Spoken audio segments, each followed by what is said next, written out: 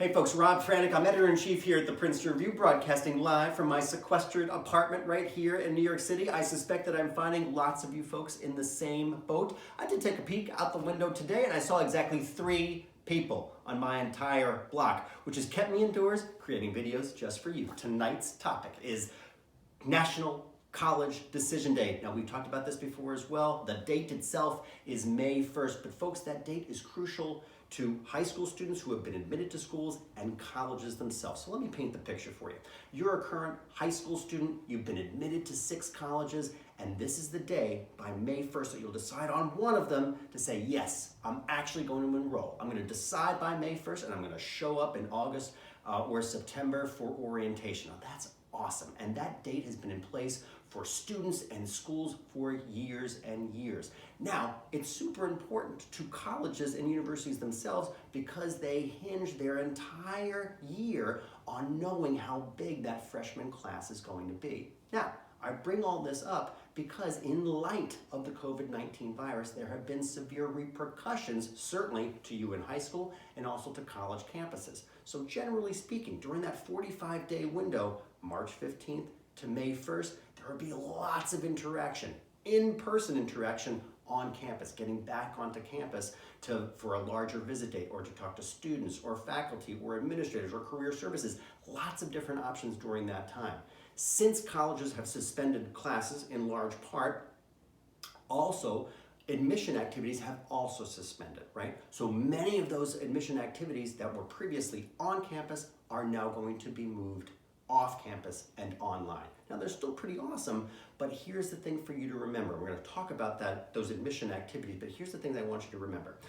Change.org has a growing petition. There's more and more momentum with just shy of 200 schools at the time of this broadcast that have said, let's give students an extension. Let's not keep the May 1st deadline. Let's move that May 1st deadline to June 1st or beyond to deal with some of the repercussions of COVID-19.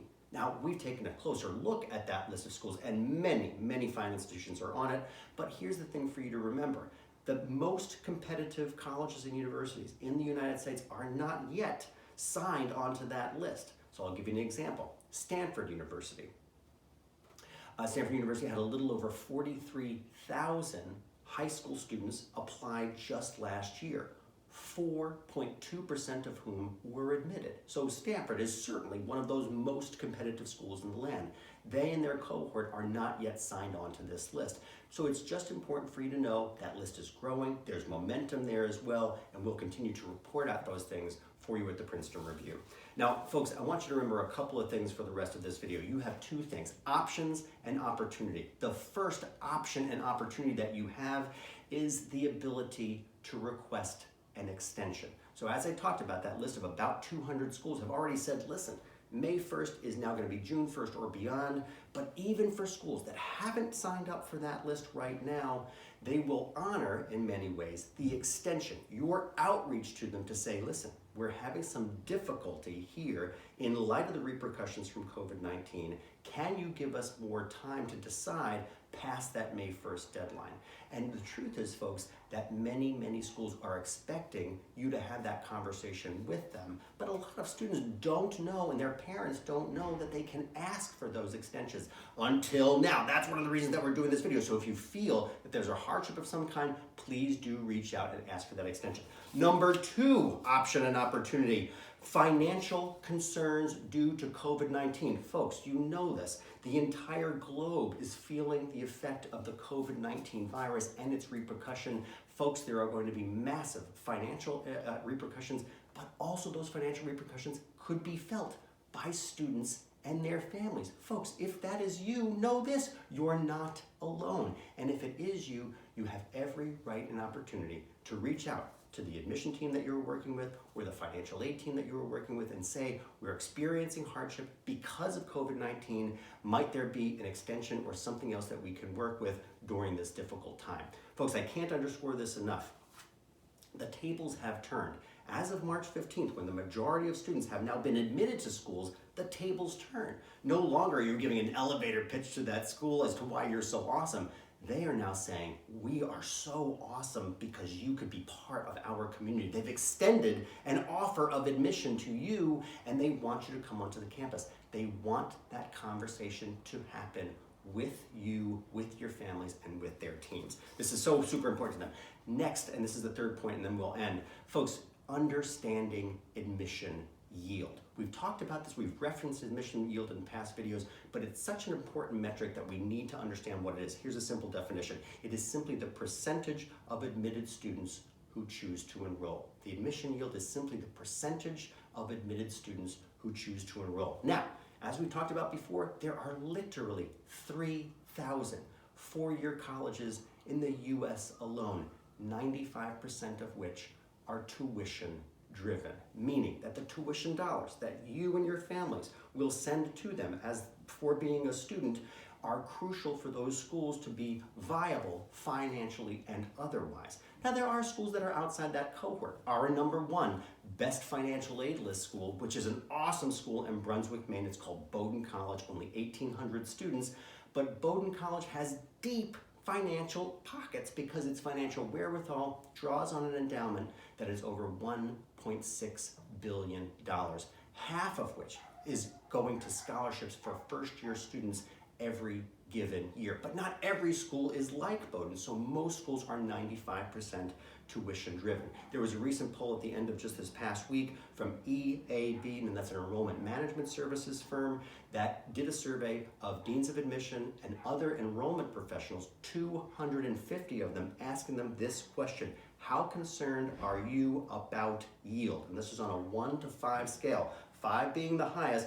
At 43% of that 250 cohort of deans of admission and admission professionals said, yes, we are extremely concerned about yield.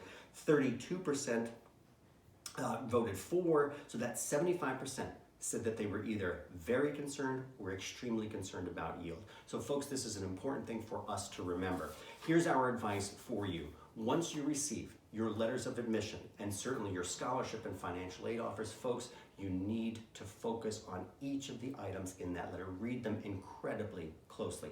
If you have questions, if you need extensions, as we talked about, reach out to your admission team to have that conversation. Folks, we need to remember this, particularly now as you're an admitted student.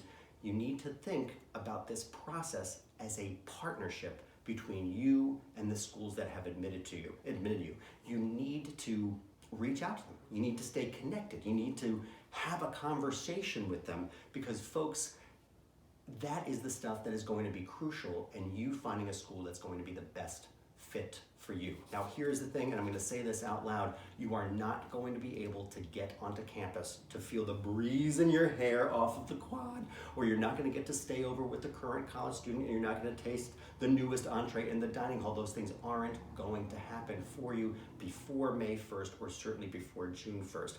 But what will happen are there are incredible online events, whether they're huge admitted student days, or smaller activities, interactions that you get to have with current college students, faculty, administrators, and other folks on that campus, all doing them virtually. Folks, our advice to you is take advantage of every one of those opportunities, because each one of those exchanges will give you the opportunity to find fit in a particular school. And last on the list, I've been working at the Princeton Review for a long time. I am grateful to be here. Folks, use our resources. One of the things that I'm most proud about doing at the Princeton Review is surveying current college students.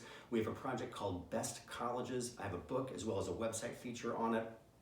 We surveyed this past year a little over 360,000 current college students to get information on what those students were experiencing academically and otherwise. We have ranking lists as well as narrative about best financial aid, as I talked about, best career services, best residence halls, best dining halls on campus, all of the things that we believe will help make you a very informed shopper. Use those resources as you wish to figure out in this tough time if that school is going to be a best fit for you. Again, folks, Rob Franek, Princeton Review, Editor-in-Chief, please know again that we are here for you. We are going to continue with these videos. Subscribe to our channel. Reach out to us on social if you want us to start talking about these things. Folks, Rob Franek, Editor-in-Chief, out for tonight.